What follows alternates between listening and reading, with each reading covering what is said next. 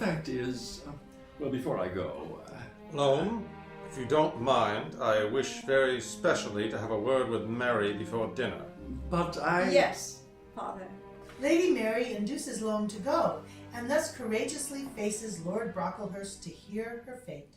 I am ready, George. It is a painful matter. I wish I could have spared you this, Mary. Please go on. In common fairness, of course, this should be remembered that 2 years had elapsed. You and I had no reason to believe we should ever meet again. This is more considerate than she had expected. I was so lost to the world, George. At the same time, the thing is utterly and absolutely inexcusable. Oh. And so I have already said to Mother. You have told her? Certainly, Mary, certainly. I tell Mother everything. And what did she say? To tell the truth, Mother rather pooh-poohed the whole affair. Lady Brocklehurst pooh-poohed the whole affair? She said, Mary and I will have a good laugh over this. George, your mother is a hateful, depraved old woman. Mary. Laugh indeed, but it will always be such a pain to me. She would only let me bear all the pain, Mary. George, I think you are the noblest man. Mary is touched and gives him both her hands. Unfortunately, he simpers. She was a pretty little thing. Lady Mary stares, but he marches to his doom.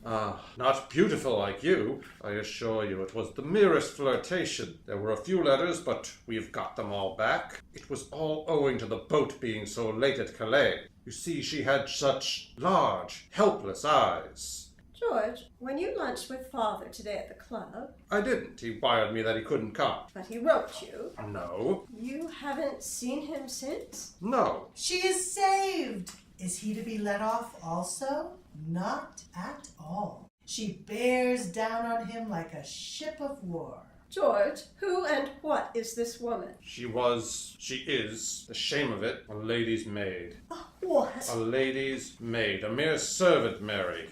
I first met her at this house when you were entertaining the servants. So you see it was largely your father's fault. A lady's maid? Her name was Fisher. My maid? Can you forgive me, Mary? Oh, George! George! Mother urged me not to tell you anything about it, but... I am so glad you told me. You see, there was nothing wrong in it. No, indeed. And she behaved awfully well. She quite saw that it was because the boat was late. I suppose the glamour to a girl in service of a man in high position... Glamour. Yes, that was it. Mother says that a girl in such circumstances is to be excused if she loses her head. George, I am so sorry if I said anything against your mother. I'm sure she is the dearest old thing. Of course, for women of our class, she has a very different standard. Of course. You see, knowing how good a woman she is herself, she was naturally anxious that I should marry someone like her. And that is what has made her watch your conduct so jealously, Mary. I know.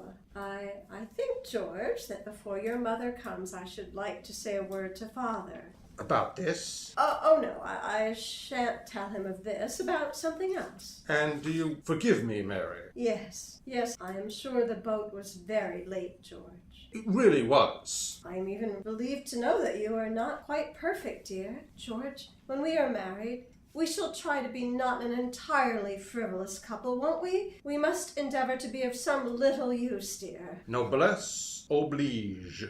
Mary Lazenby is determined to play the game, George. Perhaps she adds to herself, except just this once. A kiss closes this episode of The Two Lovers. Soon after the departure of Lady Mary, the Countess of Brocklehurst is announced. She is a very formidable old lady. Alone, George? Mother, I told her all. She has behaved magnificently. Silly boy. So these are the wonders they brought back with them. Gone away to dry her eyes, I suppose. She didn't cry, Mother. No? You're quite right. I wouldn't have cried. Cold, icy. Yes, that was it. I assure you, Mother, that wasn't it at all. She forgave me at once. Oh. She was awfully nice about the boat being late. She even said she was relieved to find that I wasn't quite perfect. She said that? She really did. I mean, I wouldn't. Now, if I had said that, what would have made me say it? George, is Mary all we think her? If she wasn't, Mother, you would know it. Hold your tongue, boy. We don't really know what happened on that island. You were reading the book all morning. How can I be sure that the book is true? They all talk of it as true. How do I know that they are not lying? Why should they lie? Why shouldn't they? If I had been wrecked on an island, I think it highly probable that I should have lied when I came back. Weren't some servants with them? Crichton, the butler. Brocky is surprised to see his mother ring the bell. Why, Mother, you are not going to... Yes, I am. George, watch whether Crichton begins any of his answers to my questions with, "The fact is."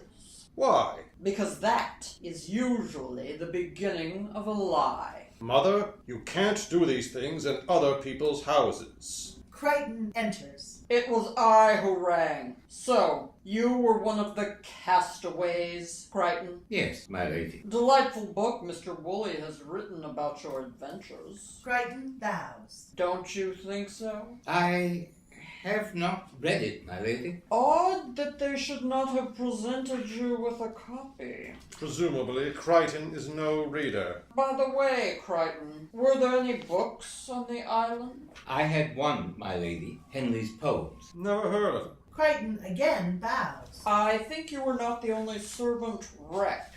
There was a young woman, my lady. I want to see her. Crichton bows, but remains. Fetch her up. Crichton goes. Brocky almost stands up to his mother. This is scandalous. I am a mother.